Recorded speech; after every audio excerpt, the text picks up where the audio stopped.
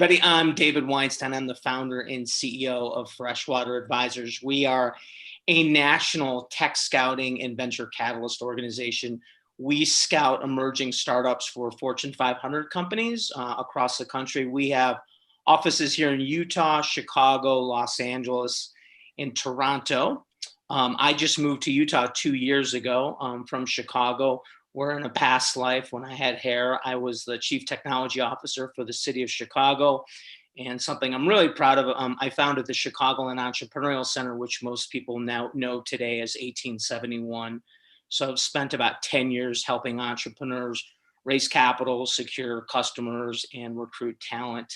And delighted to being part of this panel and being part of the community here where I now live, and I'm growing and hiring people. So delighted to be part of this panel today. Awesome. And I notice we've solved our technical difficulties and we are live online right now, and folks now officially chiming in.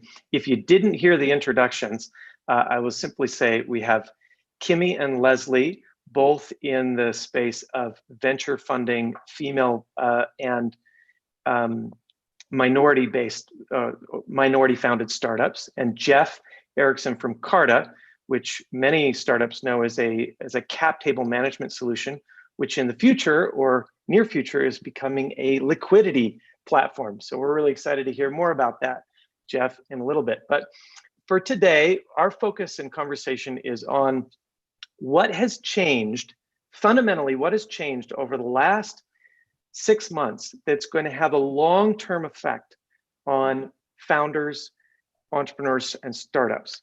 And so I want to start with that question. What is it that has pivoted or changed about the way that we're going to build companies in the future because of what we've experienced over the last 6 months? And so let's go ahead and open that up to the floor. This is casual, so don't feel like you can come in, dovetail each other. That's just fine. And let's give it a shot. So Kimmy, do you want to lead us out?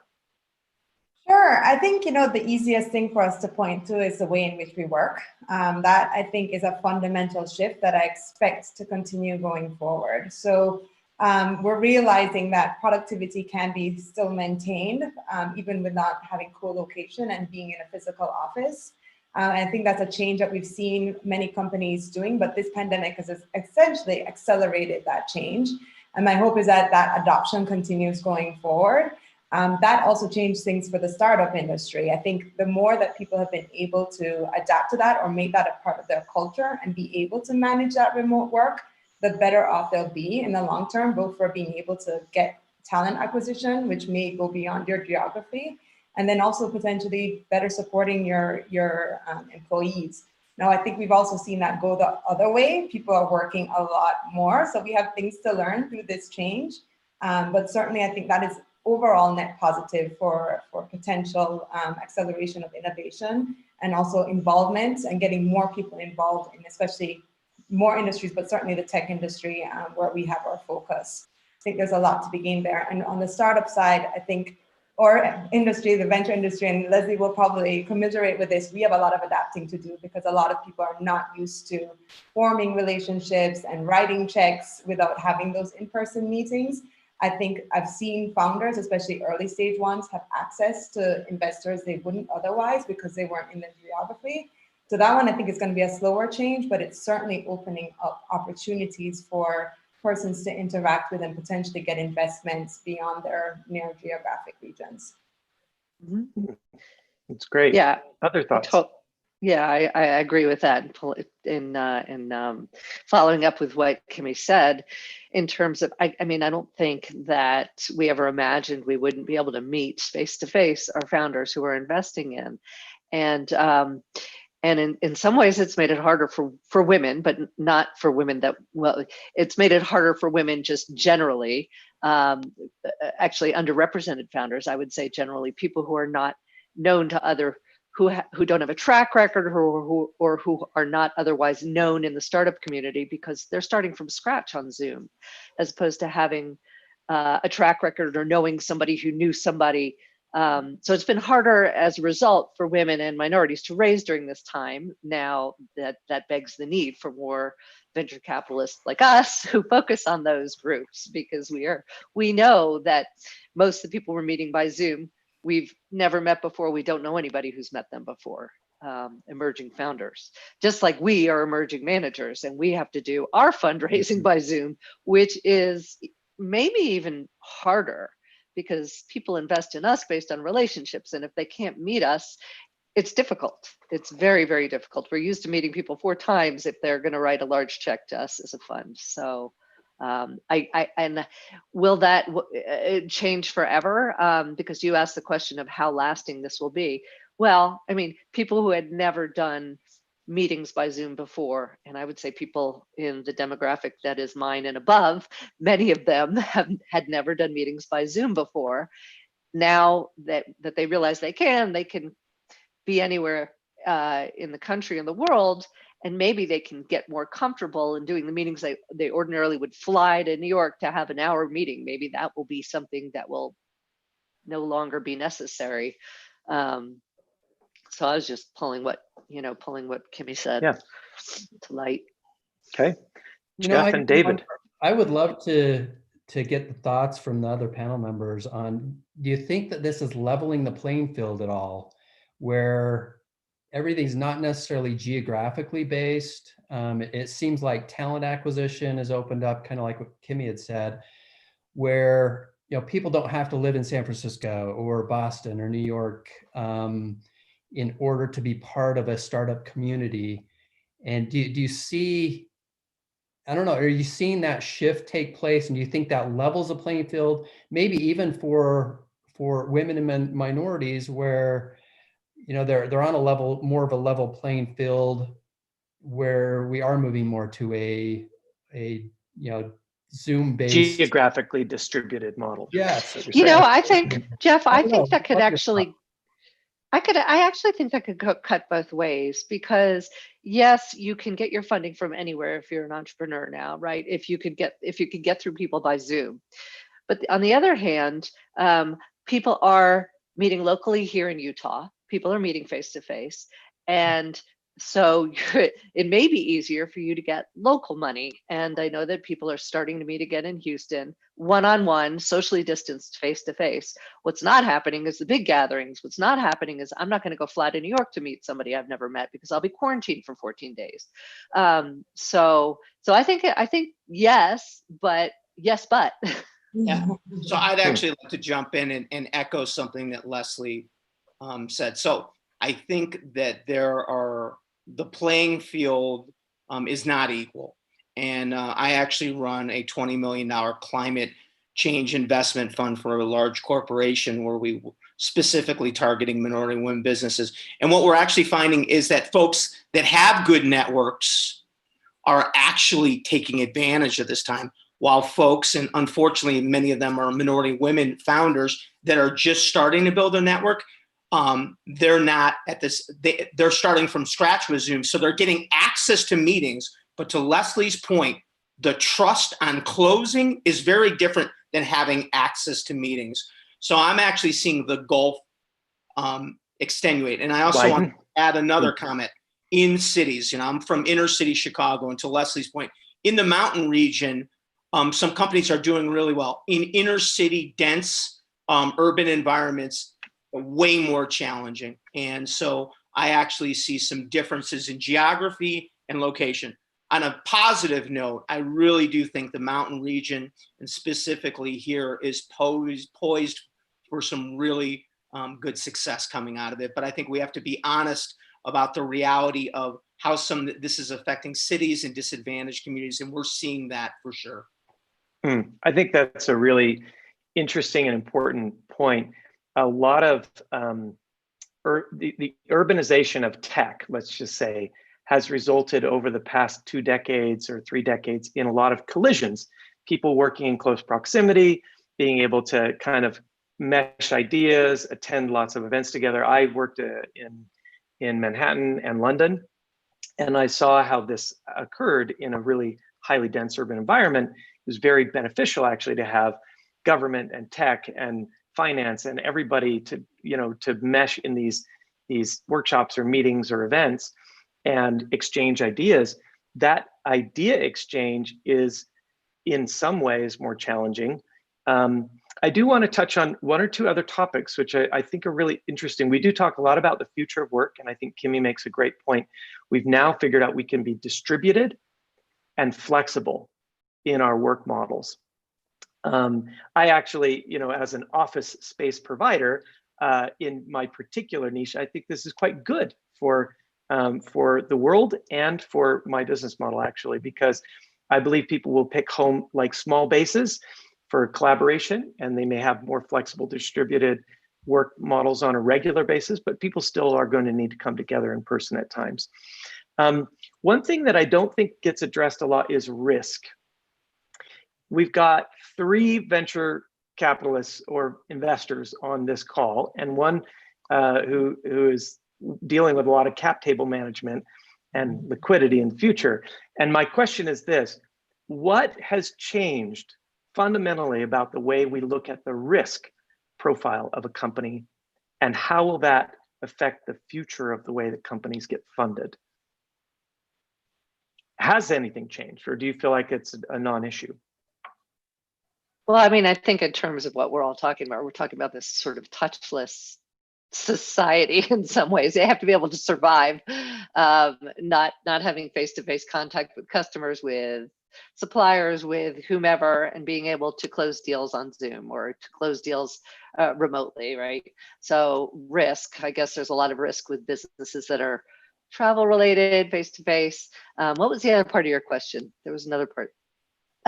Well, it's primarily, do you think there's a long-term effect on the way that as an investor, you'll look at deals as a result of COVID and what we've gone through the last 6 months? I think we're all going to think about, in the future, we're all going to think about what if another COVID comes, just like we think about what if another banking crisis comes, or what if this is another bubble like in 2000. I mean, we're definitely going to think about what about the next pandemic? What about the next thing that shuts us down or keeps us from seeing each other?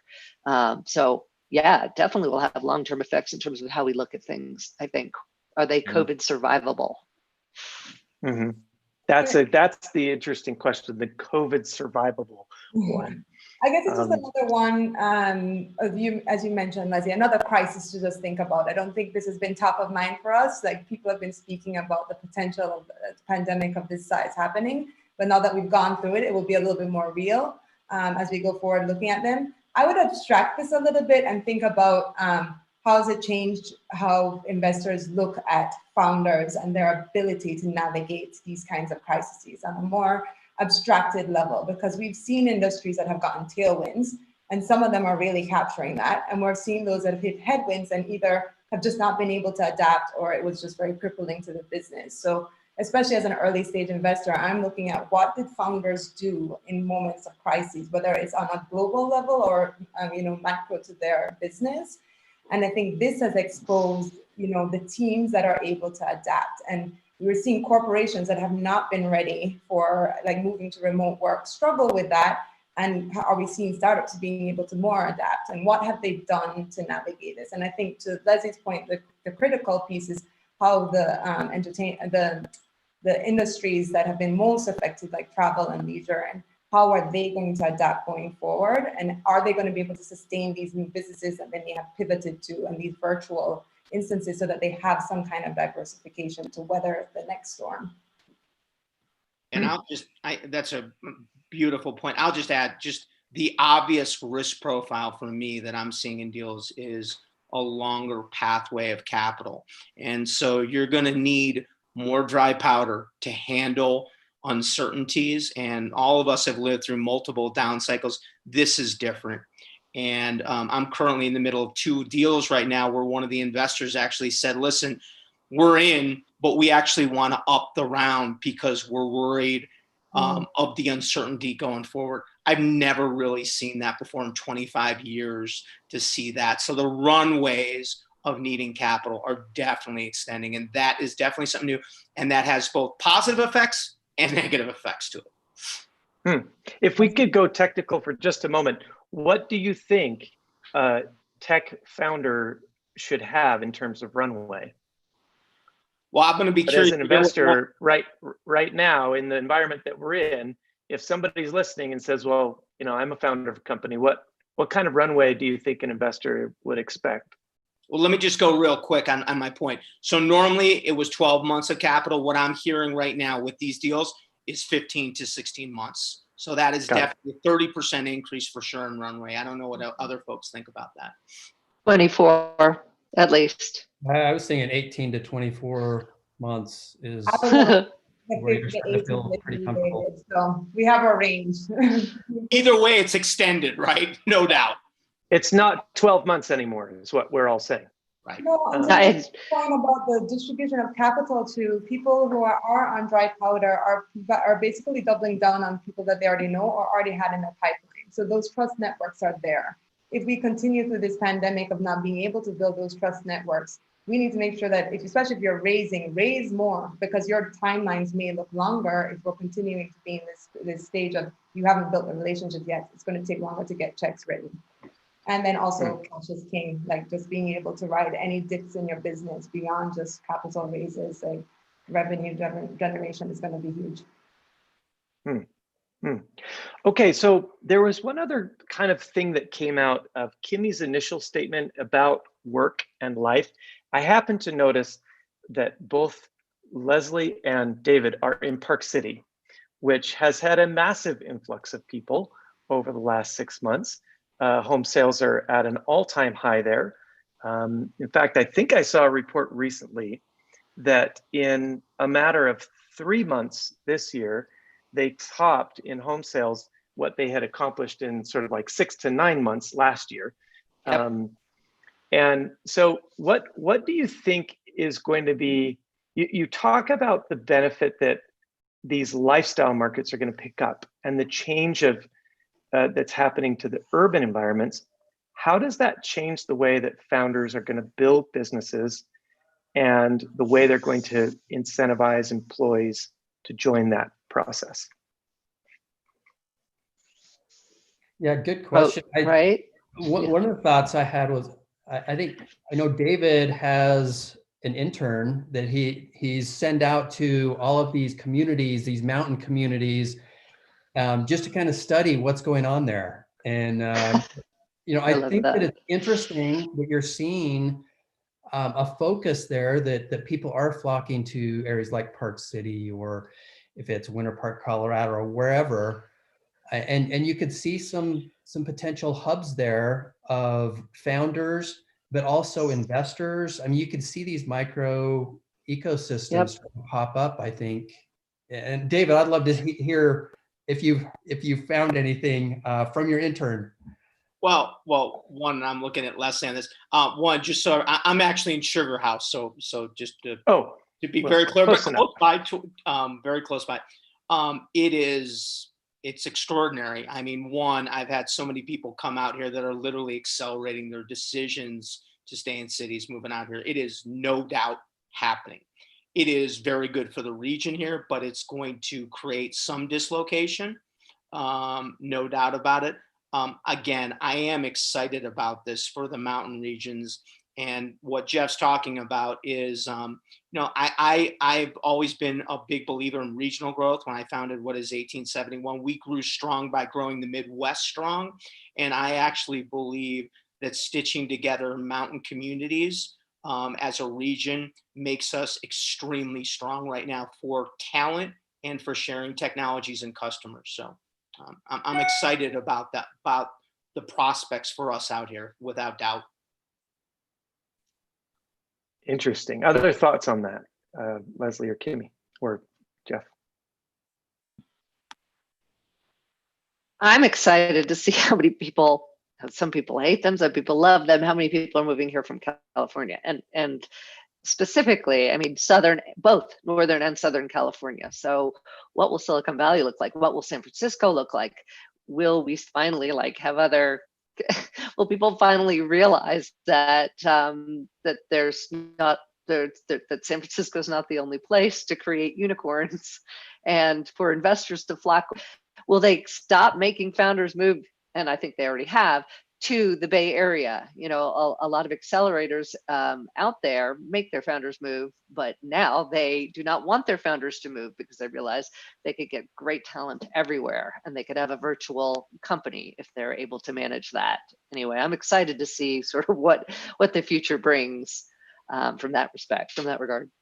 You know, Leslie, that's a great point. And I think one of the benefits you see from that is one of the great things about Silicon Valley and some of these bigger, you know, ecosystems is the knowledge. And I mean, you almost absorb it just by being there. And to get some of that to filter out to other communities is super powerful.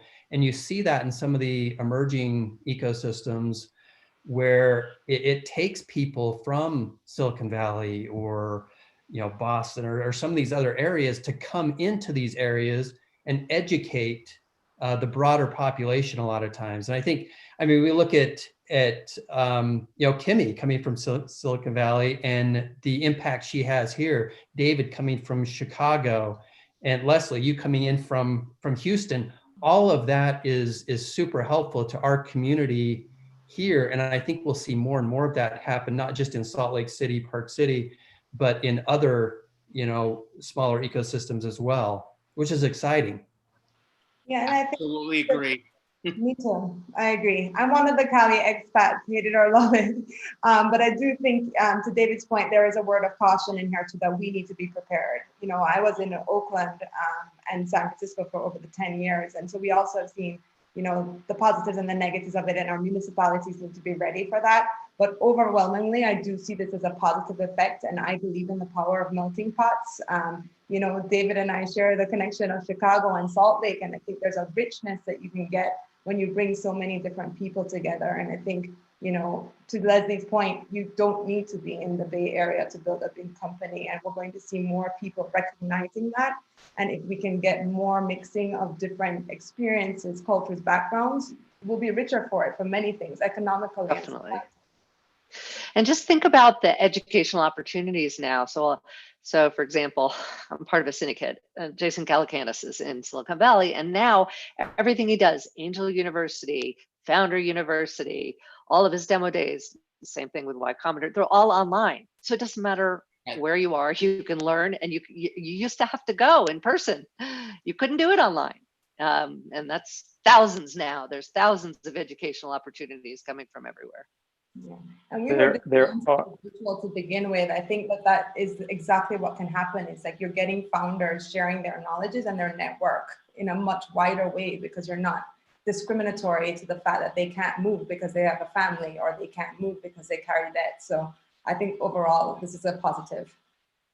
And I think on that note, one of the things that I think gets muddled into the same box is the idea of work from home versus working in a distributed and flexible way. And once the risk of COVID, of contracting COVID goes down, let's say hypothetically we get a vaccine, I definitely think that we're going to see that some types of work are highly benefited from in-person interaction.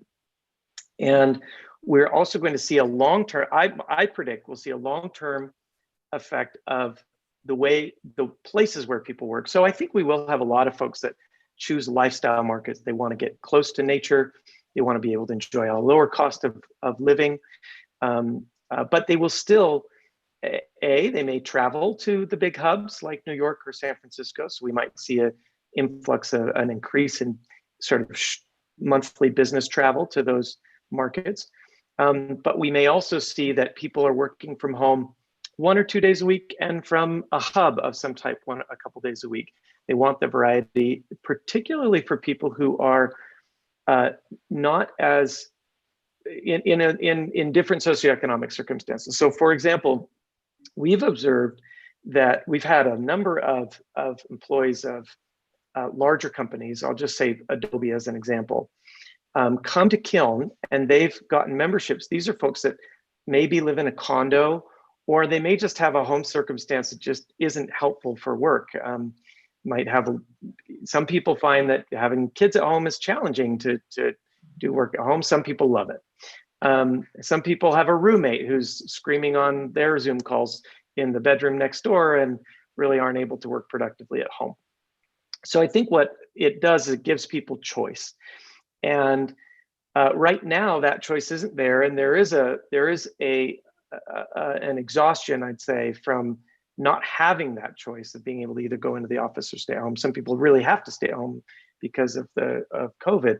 What effect on mental health and well-being that's come through this crisis or this pandemic do you think is going to be long lasting? Do you think that it changes the way we look at mental health and the way that mental health plays an important role in business? I'm just curious what your thoughts are on that. Well, we're all human beings, and human beings need connection, right, with other human beings. And I mean, I see it affects me differently than it affects my teenage children, who are very, very social, and affects their friends differently, whether they're only children and they've been in their house for 6 months. And as far as founders go, I mean, if you're a solo founder, I guess you're used to working on your own, but you're probably also used to going out and working with other people and having meetings and things like that. I mean, clearly the data is there that mental health is a big issue right now. Opioid overdose is at an all-time high. We know this because we're looking at a company that's creating an antidote to opioid overdose. And there's all sorts of other statistics about how this is really affecting people. So long-lasting effects, I mean, geez, I hope we all get to congregate again and see our friends and be the social creatures we want to be, and that the kids get to go to school, because I think that's the biggest impact for everybody. If the kids can't go to school, then they can't develop the way they need to develop. And the parents, especially moms, while it seems it's hurting moms more than anybody else, can't get the work done that they need to get done. So, and I mean, it's just a spiral effect. I don't know, anybody want to add, because it's such a broad topic? I think the one thing you hit on is the human connectedness. And I think there's a pent up demand for that right now. Because I mean, it's been through Zoom. And while we've adapted and all gotten to know each other through Zoom and kind of done our networking that way, there is this desire for people to get together. And you see that we've got this venture fuel summit coming up, and I think it's it's sold out, and I think people are wanting to get together. At the same time, you've got this pressure to, we've got to be careful in these circumstances. So a lot of one-on-one human connectedness, I think, can happen. I mean, thank goodness for good friends that I have that will get me out hiking or golfing or whatever.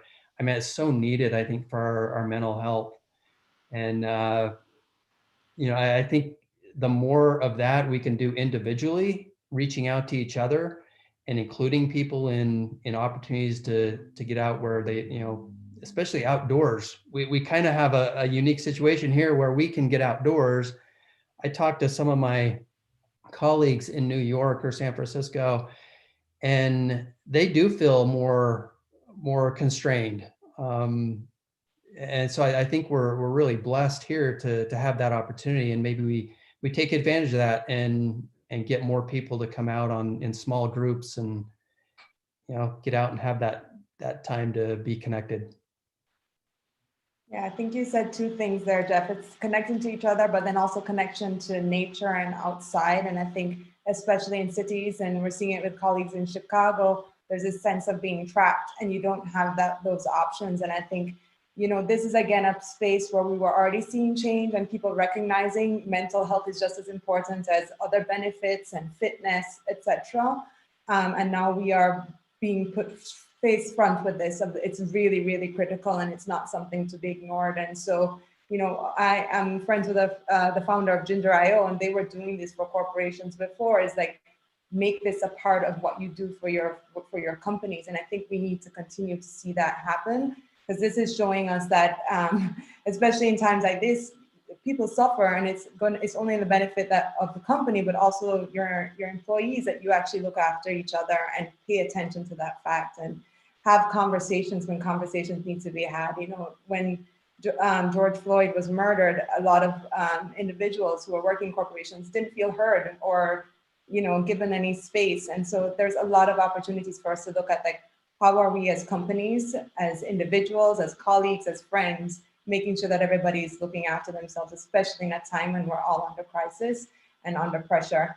For the children, I think, like, I've seen it with my kids, they're seeing more how much I work, and they're like, oh, another meeting, like, what's going on? And so I think for families, having an open conversation is necessary so that they understand where you stand and that their time is precious to be together. And there are times when you want to be, but you can't. And so I think this is just all helping us all, just individuals, to be more open, self-aware, and also just looking at how do we make sure that this becomes a priority in a time when you really need it.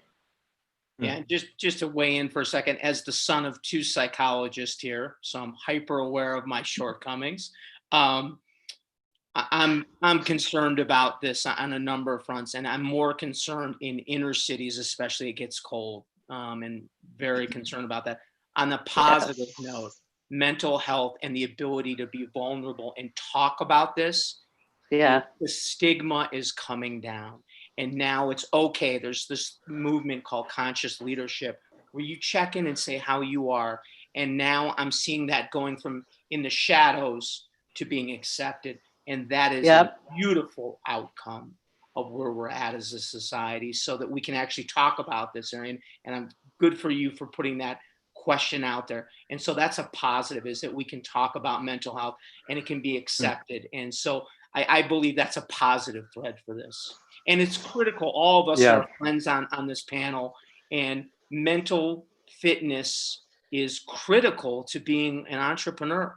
And so anyways, it really is. Yep.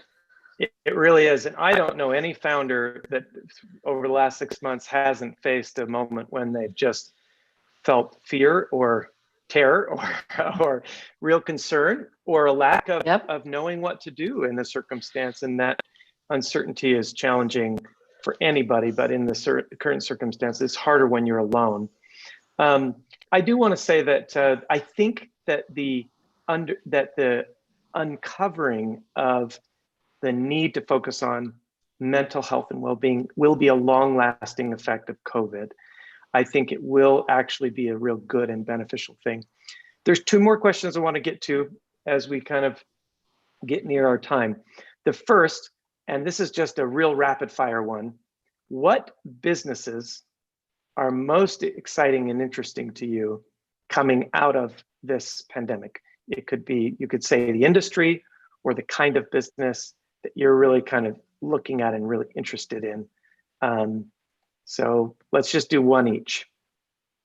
I'm going to just say flex. I'm going to say flex office space. That's a simple one for me. Clearly, yes. I'll say, I'm gonna pick two. Sorry, EdTech and reskilling, future of work. I think those are EdTech and reskilling. Okay, cool. I'll Jeff? say, or Dave, go ahead. I'll say the new fintech, and I'll also say e-commerce accelerating platforms like Peak 5 out here in Utah. Cool.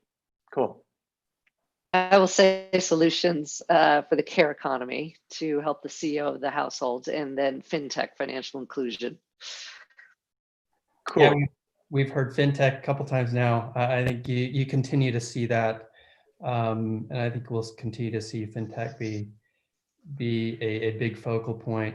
The other thing I hear a lot of is there's a lot of focus on impact investing. Yep. It's not just all about the dollar return, but there's an added, impact aspect. And so I think we're seeing a trend towards that as well. That's positive. Yeah, it'll be very. It definitely has accelerated the use of or the lack of use of physical retail. That's going to change dramatically. So e-commerce, I think, is really interesting. And Leslie and Kimmy, I'm sure you've seen in Utah, we have a lot of e-commerce businesses founded by women. Yep. And the use of social media, Instagram and other platforms to get products to customers is really amazing.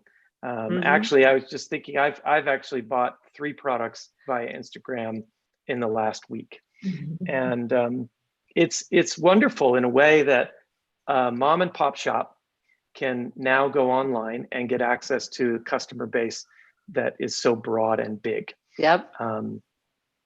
So we're looking at a company that aggregates those. Actually, and a lot of those businesses are born out of need, right? People need to figure out a way to make money if they're used to going out and having a retail shop. Well, now they got to do something that they can do from their home. So the home-based businesses are just cropping up left and right. You're right, especially by women, and especially in Utah. Yeah. Okay. So, go ahead, Kimmy. No, that's okay. Go ahead. Okay. So this last question, I'm really excited to hear to touch on. 5 years into the future, we look back on this time, crystal ball, and we ask ourselves, what would we have done differently? Maybe what have we, what do you think we will have wished we had done differently during this time? 5 years from now, it's not an easy question to answer. So I have some thoughts on this, but let's go ahead and throw it out there. Whoever wants to kick the ball first. Arian, the first thing that came to my mind was innovation. Instead of panicking and kind of saying, oh, how do we survive? It's being forward thinking and adapting quickly. Whether it is the work from home opportunity, I think with every challenge, there's opportunities. And I think recognizing those opportunities and adapting quickly will be something that we'll see, the companies that really come out of COVID, or this whole 2020, let's call it, 5 years from now, you'll see a period of innovation. And to do that, it goes back to one of the first points we made, is you need capital a lot of times. So those that are well capitalized and able to be innovative during this time, where I think investors are kind of almost giving companies a little bit of a pass, say, oh, it was 2020. So take advantage and try some innovative new things. And I think you'll see that those are the companies we're talking about 5-10 years from now. Cool. So I'm gonna go to 2 passion areas of mine, which is, one is diversity, and I think that not more rapidly accepting and understanding that diversity of thought leads to much better results, and you've got to have diversity of thought around the table. It's happening slowly, but not rapidly enough, not enough inclusion. I just think we're going to go, wow, this was an opportunity. There was all this, momentum to start thinking about diversity. Why didn't we do more in 2020 when we seize the moment? And so hopefully, it's just not going fast enough, in my opinion. And the second thing is, I think we are going to sorely regret the fact that we are not focusing enough on the environment and sustainability. And, people are dying all over because of wildfires, because of hurricanes, because of all the effects of climate change. I think, maybe every year we should have looked back, but especially now we know it's going on. We know it's going on, and we're not focused on it.